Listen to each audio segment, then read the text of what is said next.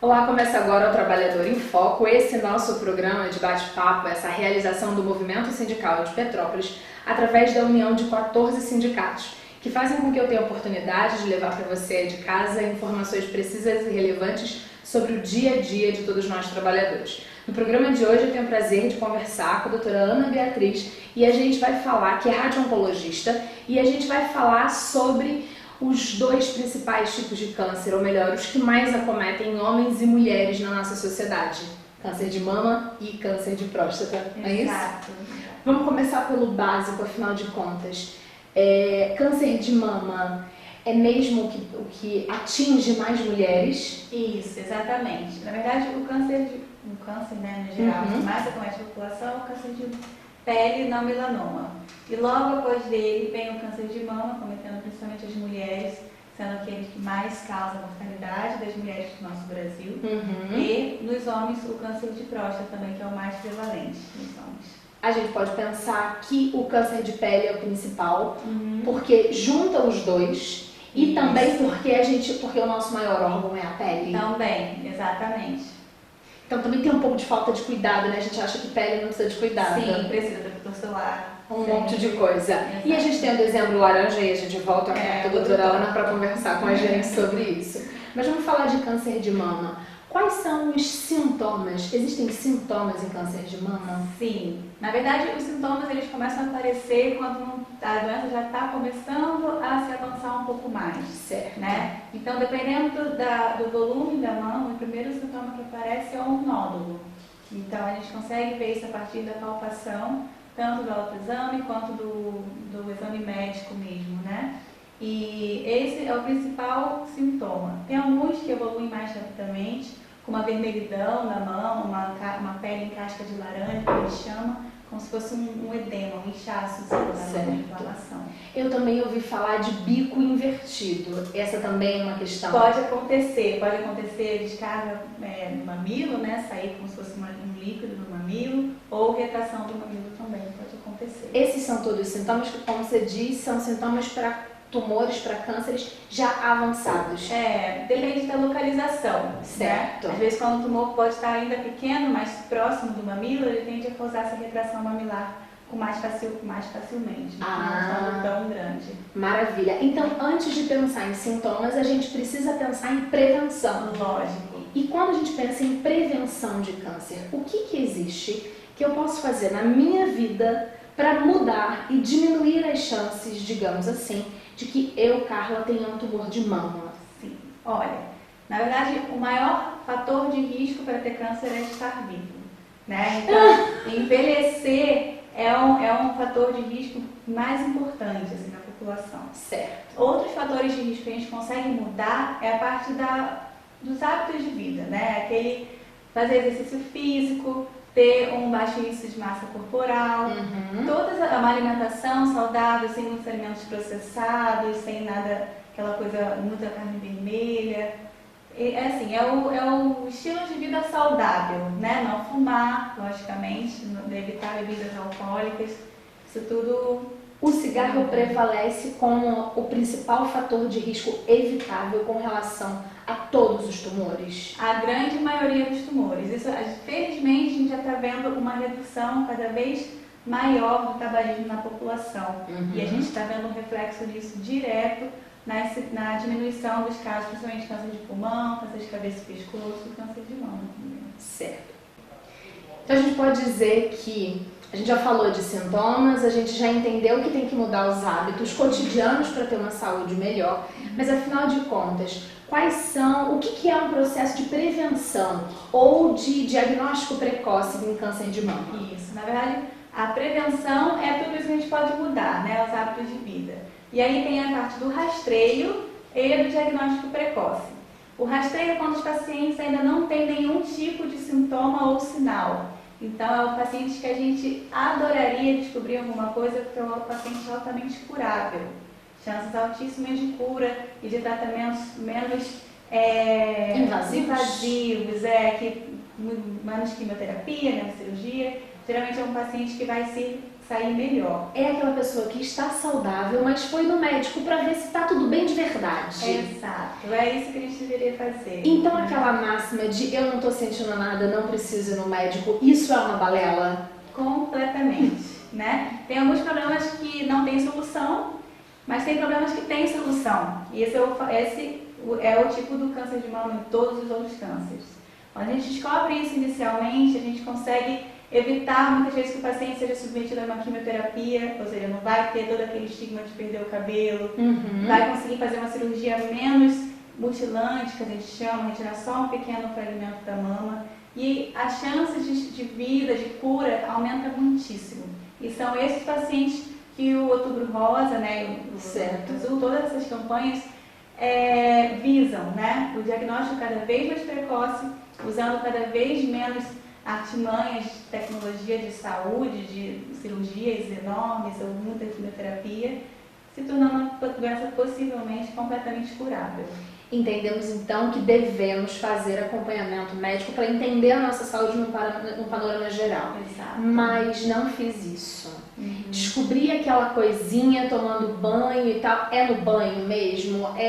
Quando é que as mulheres encontram esse primeiro sintoma real e o que fazer diante disso? Isso, no banho é uma situação normal, né? Porque é muito importante a gente ter noção e consciência do nosso corpo, o que a gente tem, como a gente é, e a partir daí começar a saber o que está fora da normalidade.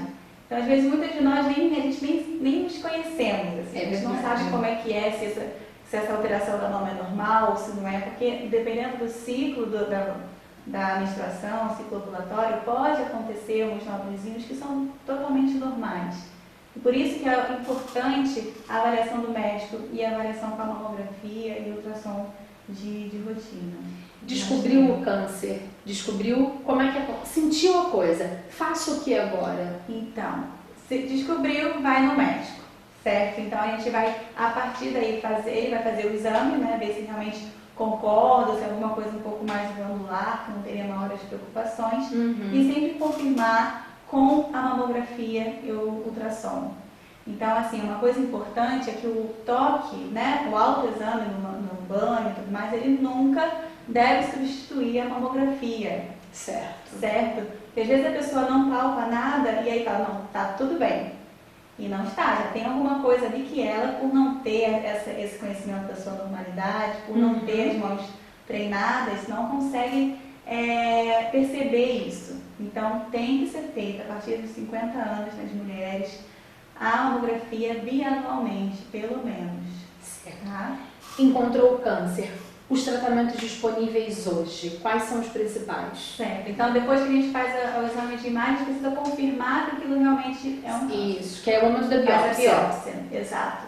Então, faz a biópsia guiada por ultrassom, guiada por qualquer exame de imagem, e a partir daí a gente vai definir o estadiamento, tá? A gente precisa fazer exame para ver se essa lesão está realmente só na mama, ou se está na mama, está na drenagem, ou está no corpo todo. A gente precisa saber com o que a gente está lidando. São as metástases. Exato. Certo. Então a gente precisa saber em que patamar exato a gente está, para a gente dar o passo certo na direção certa. Certo. Então, a partir daí, a partir do avançar, do estadiamento da doença, a gente vai definir se vai fazer uma quimioterapia antes, que algumas pacientes são submetidas, ou se vai direto para a cirurgia. Tá? E onde entra a radioterapia, que é a sua especialização? Exato. A radioterapia, ela é uma coisa que veio para ajudar muito as mulheres, né? Esse tratamento do câncer de mama, tem nos homens também, uma coisa importante. Muito importante. Exato. É menos de 2% no Brasil, Isso. mas 2% no quantitativo de câncer de mama é um número considerável. Exato. É uma coisa que a gente tende a sempre focar um pouco mais na mulher, né? Mas o câncer de mama também está presente nos homens. Certo. E aí, qual foi mesmo? A gente estava perguntando do tratamento propriamente dito e o que é a radioterapia. Isso, aí a radioterapia ela vem para complementar a cirurgia, né? Antigamente a gente via aquelas grandes cirurgias mutilantes, aquela mamografia imensa, mastectomia, isso. Mastectomia imensa que fazia aquela cirurgia, retalho e tudo, esvaziava, ficava com o braço inchado. Hoje em dia a gente raramente vê isso, né? Por quê? Porque a cirurgia diminuiu. E com a cirurgia diminuindo, a gente teve que somar a radioterapia para melhorar o controle local melhorar o controle local regional e diminuir o risco de metástase também. A radioterapia tem todas essas questões. Todas essas questões. Diminui a chance daquela célula louca, que é a célula do câncer, ir para outros lugares. Sim, o paciente aumenta a sobrevida dele, a chance de cura é maior, mesmo sendo para tratamento local. Maravilha. Então, de forma geral, a radioterapia é sempre muito bem vista no tratamento do câncer de mama. Sim, câncer, a oncologia é uma coisa sempre vista muito assustadora. O paciente chega assim e pensa, eu vou morrer amanhã, e não vai, né? Principalmente descobrindo cedo e tudo mais, hoje em dia a gente tem muita artimanha de tratamento. E cada tipo é um tipo. Então, às vezes o paciente vem aqui, fica conversando na recepção, fala, meu Deus, a outra paciente também tem câncer de mama, foi muito pior, será que você é assim também? Não. Cada tipo é um tipo, cada vez a gente descobre mais, não só o câncer de mama, mas o que ele é por trás. Descobre os parentescos, descobre o nome, sobrenome e do tumor, entende? Então, cada vez é uma coisa mais personalizada, de acordo com o tipo histológico, do tipo imunohistoquímico. Existe chance de cura? Com certeza. Chances grandes de cura, principalmente nos estadiamentos precoces. Mas também no avançado, naquelas lesões um pouco mais avançadas, também tem chance de cura. Maravilha. A gente vai fazer um breve intervalo, volta no próximo bloco, dando continuidade a esse bate-papo, e aí a gente vai falar sobre câncer de próstata. Fica com a gente que a gente volta rapidinho.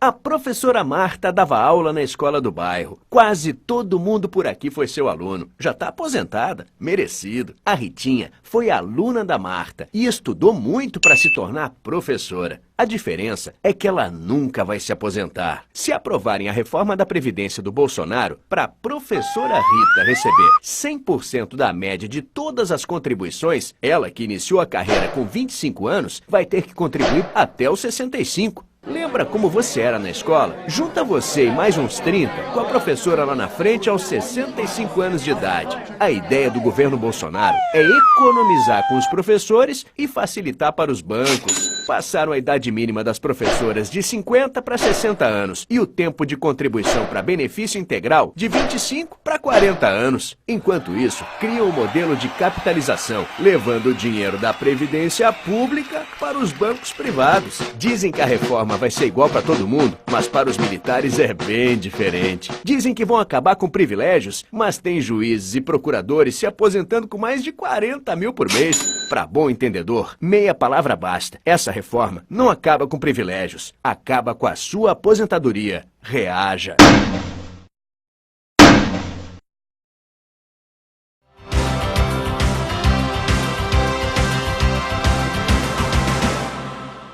Estamos de volta com o programa Trabalhador em Foco, dando continuidade a esse nosso bate-papo com a doutora Ana Beatriz, radio-oncologista, gravando aqui da Rádio Serra, Centro Regional de Radioterapia. No primeiro bloco a gente falou de câncer de mama, estávamos muito focadas nas mulheres, lembrando também que os homens têm câncer de mama num percentual muito menor, mas tem. E agora vamos falar de uma doença especificamente masculina. Afinal de contas, mulher não tem próstata e é por isso que só está em homem. Exatamente. Essa não dá para escapar, né? Essa não dá para escapar. E às vezes quando a gente vai discutir, as pessoas falam, é óbvio, né? Mas a gente não custa, afinal de contas, a gente está aqui para poder passar informação para todo mundo. Vamos pelo básico. Câncer de próstata. Onde é que fica a próstata? Bom, a próstata é um órgão intrapélvico, né? Então ele está lá bem aqui embaixo, logo atrás da bexiga e logo na frente do reto, certo? Então ele está ali, é uma bolinha, né? Como se fosse uma maçã, podemos dizer assim, bem aí embaixo. Serve para quê? Ela age na parte da função sexual masculina, né? Então ela tanto age na produção do esperma, quanto para a parte hormonal também. Maravilha, entendemos o básico, vamos para lá. Como é que é esse tipo de câncer? Como se diagnostica? Quais são os sintomas deles?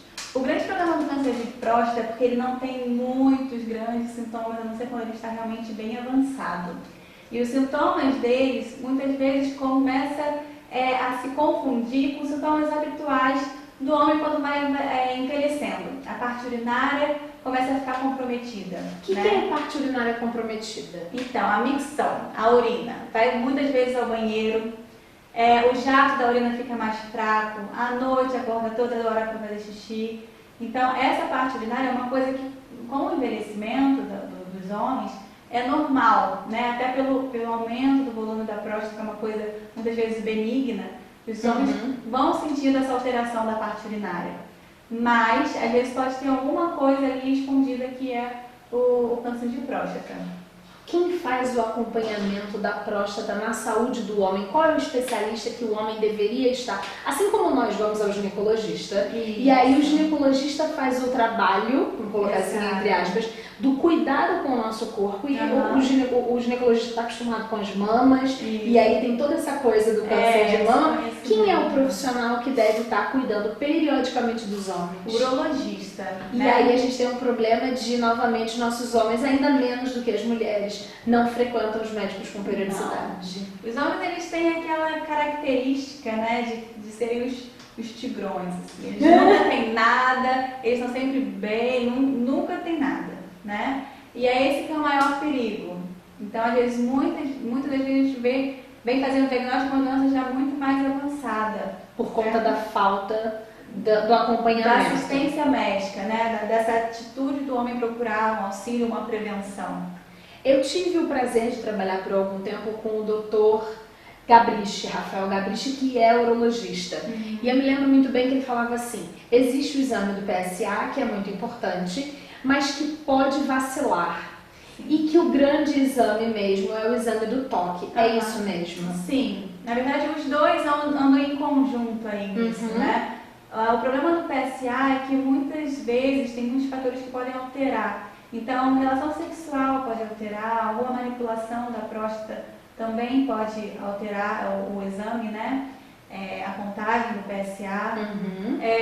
A próstata estar grande, mesmo ela benigna, né? Mesmo um aumento benigno da próstata pode também alterar. É uma coisa que a gente tem que levar em conta todos esses fatores. E o câncer do toque retal, né, é um exame que consegue detectar um nódulo da forma mais acertada. Maravilha. Vamos tentar pensar o seguinte, fez o exame do toque, percebeu que tem alguma coisa inadequada. Qual é o primeiro procedimento? É o mesmo do câncer de mama? Vamos para a biópsia? Exatamente, tá? Então a gente faz ultrassom transretal, né? A gente consegue fazer esse exame e a partir dele guiar a biópsia. E ver onde é que está essa alteração e se realmente é uma alteração maligna. Qual é a diferença de uma alteração benigna para uma alteração maligna? Como é que é o tratamento de uma benigna? A benigna não faz nada, né? Acompanha, vê essa parte urinária, faz o segmento. Certo. Não tem... E a maligna, que é o problema, porque aí sim é câncer. Exatamente. Aí maravilha. Qual é o tratamento para o câncer de próstata em via de regra? Sim. O câncer de próstata, a gente costuma dividir ele em 3 grandes grupos, né? De baixo risco, risco intermediário e alto risco. Cada grupo desses tem alguns tipos de tratamento possíveis. Alguns protocolos, digamos assim. Protocolos. Mas geralmente é a cirurgia, que é a prostatectomia radical, ou a radioterapia, também é uma possibilidade. Então, nem sempre os pacientes precisam ser operados. Muitas vezes a radioterapia sozinha ou com a hormonioterapia associada, com a injeçãozinha, né, que eles recebem na barriga, consegue-se a cura. Não é sempre que precisa ser operado. Entendi. Quando a gente fala de cirurgia de câncer de mama, e a gente falou isso no primeiro bloco, a gente já consegue muito bem entender, porque é muito visível, né? Isso. Então, assim, quadrantectomia, tirou um pedacinho aqui, né? Tem a metade... Você tira metade do seio ou tira o seio todo. E a gente consegue entender o que isso significa na prática. De forma geral, vai ficar sem a mama, podendo fazer um implante e tal, e todas as suas vertentes. Na maior parte das vezes também tem o esvaziamento da axila. E aí tem a coisa de não pode fazer mais unha, porque senão o braço incha. Tem todos esses cuidados. Agora, o que na prática significa, por exemplo, fazer a retirada da próstata? O que isso significa para o corpo desse homem que teve um câncer de próstata? Assim, a retirada da próstata em si não vai trazer grandes impactos para a funcionalidade do homem. A questão é que é um órgão que está numa situação ali um pouco delicada, né? Como eu falei, ele está muito próximo da bexiga, muito próximo do reto, que são órgãos que precisam ser preservados e que é muito difícil preservar eles quando se está tentando tirar aquele órgão que está ali tão coladinho. Entendi. Então, geralmente afeta-se, né, como efeito colateral da cirurgia, a parte urinária e a parte da potência sexual também. É o que é mais o grande desespero dos homens. É o que mais fica comprometido. Sempre uma incontinência urinária e uma impotência sexual. Fatores possíveis, né? Possíveis. Certo. Diagnosticou, fez a cirurgia ou não precisou fazer a cirurgia, foi direto para a radioterapia. Além da radioterapia, quais são os outros tratamentos de protocolo para os tumores divididos aí nesses 3 grupos, baixo, médio e alto risco? Isso, assim, na verdade, nos altos riscos, que é onde se mais tem que fazer a radioterapia, né, de maneira radical. Porque a gente considera que a cirurgia em si, sozinha, não vai conseguir, muitas vezes, tirar tudo e zerar o PSA do paciente. Certo. Então, como a gente já teria grande parte dos pacientes fazer a radioterapia adjuvante, ou depois, em curto, médio, longo prazo de resgate, a gente muitas das vezes opta por fazer a radioterapia junto com a hormonioterapia. Então, é um medicamento que tem por função diminuir a testosterona do paciente. Certo. Tá? Então, são as injeções que o paciente recebe, que baixa a testosterona e vem alguns sintomas como aqueles fogachos, né, como se fosse uma mulher na menopausa, e abaixa também a parte da função sexual, da libido do homem. Tá? Mas isso é sempre muito, como eu falo, muito caso a caso. Isso é sempre, oncologia é uma coisa muito multidisciplinar e muito caso a caso. Então não é nada uma regra. Não é uma absoluta. regra. A regra absoluta é: sentiu alguma diferença, tem que correr para o médico. E antes disso, tem que acompanhar. Essa é a questão, né? Antes disso, a gente tem que acompanhar. Então, às vezes, o paciente também não está sentindo nada. Faz o PSA com a PSA de 20.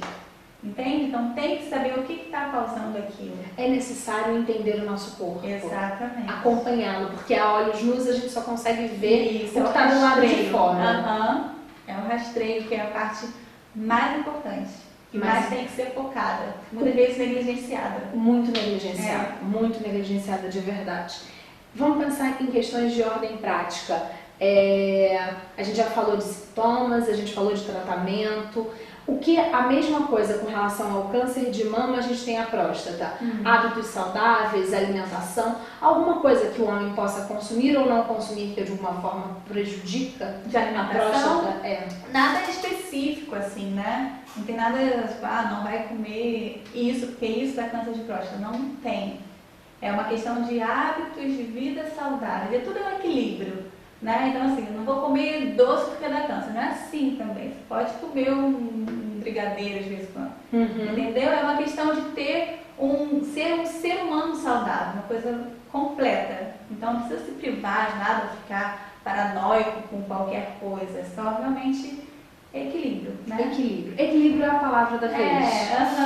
Para todas as coisas. Para obter mais informações, que sites que você indica, o que fazer para poder se conhecer melhor? Sim, então é um site bom do Ministério da Saúde, né, no INCA e tudo mais, procurar informações sérias. Às vezes a gente procura muita coisa no Google, isso sai do A gente vive uma geração de fake news, então é necessário ter cuidado. Então a gente recebe os pacientes super preocupados, enfim, que não é a verdade, né? Então, na verdade, procurar o auxílio médico é o mais importante. E a parte do Ministério da Saúde também, tá bom?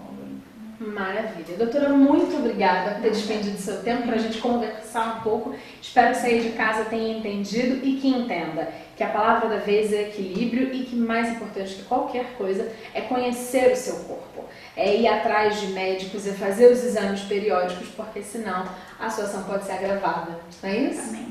Maravilha. A gente volta na próxima semana com um novo programa. Até lá. Tchau, tchau.